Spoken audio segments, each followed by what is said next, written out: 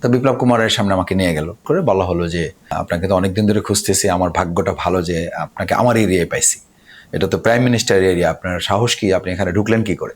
তা আমি বললাম, কেন প্রাইম মিনিস্টার এরিয়া কি আমাদের পাসপোর্ট নিয়ে? আমি ঠিক করলাম যে পাসপোর্ট নিয়ে ঢুকতে হয়, বা এটা কি আমাদের জন্য নিষিদ্ধ এলাকা? বলছেন আপনি বুঝতে পারবেন যে আপনার পরিণতিটা কি হয়।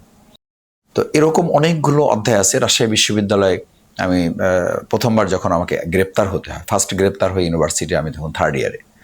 তো গ্রেপ্তার করে ওখানেও ওসি সাহেব আমাকে নিয়ে বললো যে আপনার বাবা কি করে? তা আমি বললাম আমার বাবা প্রফেসর।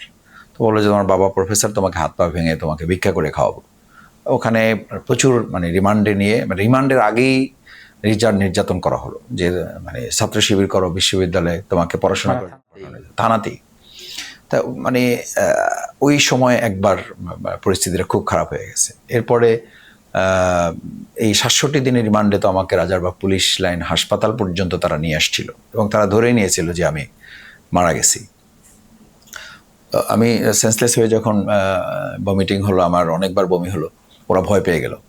তো আমাকে রাজারবাগ পুলিশ লাইনে নিয়ে আসলো। ওখান থেকে মেবি কোনোভাবে এটা বাইরে মিডিয়ায় চলে আসছে, ভয় পেয়ে ওরা ওখান থেকে আবার ডিবিতে নিয়ে গেল। তো যখন নিয়ে যায় গাড়িতে করে, তখন আমার সেন্স কিছুটা ফিরে আসছে। তখন ওরা নিজেরা দেখলাম গালাগালি করতেছে, এক পুলিশ আর এক পুলিশকে। মারার সময় হুঁশ থাকে না।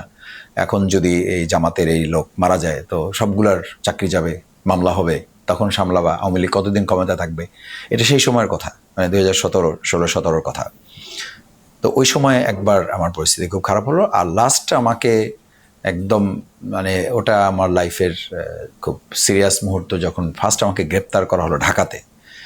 তো মোহাম্মদপুর থেকে গ্রেপ্তার করা হলো, তখন ডিসি ছিল ওখানে, ডিসি ছিল হলো হারুন না, বিপ্লব কুমার। তো বিপ্লব কুমারের সামনে আমাকে নিয়ে গেল। হ্যাঁ, 13 সাল। বিপ্লব কুমার আমাকে নিয়ে গেল। বিপ্লব কুমারের সামনে আমাকে হাজির করে বলা হলো যে আপনাকে তো অনেকদিন ধরে খুঁজতেছি, আমার ভাগ্যটা ভালো যে আপনাকে আমার এরিয়ায় পাইছি। এটা তো প্রাইম মিনিস্টার এরিয়া, আপনার সাহস কি, আপনি এখানে ঢুকলেন কি করে? তা আমি বললাম, কেন প্রাইম মিনিস্টার এরিয়া কি আমাদের পাসপোর্ট নিয়ে? আমি ঠিক করলাম যে পাসপোর্ট নিয়ে ঢুকতে হয়, বা এটা কি আমাদের জন্য নিষিদ্ধ এলাকা? বলছেন আপনি বুঝতে পারবেন যে আপনার পরিণতিটা কি হয়। তো রাত হয়ে গেল, রাত 1:30-2টার দিকে আমাকে একটা টিম বের করে আমার বাসার জন্য আমাকে জোরাজোরি করলো। তা আমি খুব চেষ্টা করলাম যে বাসায় আমার বৃদ্ধ বাবা মা আছে, সন্তান আছে, আমার ওয়াইফ আছে, তাদের মুখোমুখি না হতে। তা আমি চেষ্টা করলাম খুব। তো চেষ্টা করলেও লাভ হলো না, আমাকে নিয়ে আসলো। নিয়ে এসে পিছনে হাত বাঁধা, বাসার সামনে আসার আগেই আমাকে ছাদে উঠালো, বিল্ডিং ছাদে উঠে আমাকে বললো যে আপনার সামনে দুটো রাস্তা আছে। একটা হলো যদি আপনাকে গুলি করি, এখান থেকে ফেলে দেই, তাহলে আমরা কালকে প্রচারিত হবে যে আপনাকে আমরা গ্রেপ্তার করে এখানে নিয়ে আসছিলাম, আপনি আমাদের থেকে পালাবার জন্য লাভ দিয়েছেন।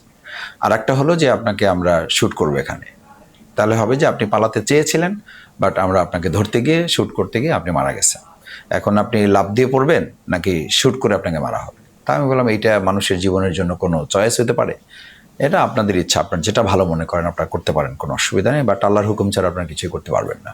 তো আমি এই লাস্ট সেন্টেন্সটা বলাতে মনে হলো যে তারা কিছুটা ভয় পেয়েছে, নাহলে মানুষ তো বলছে আচ্ছা ঠিক আছে চলো, আজকে কিছু করবো না, তোমার কাছে আরো অনেক কিছু জানার আছে, তারপরে তোমার ব্যাপার সিদ্ধান্ত হবে।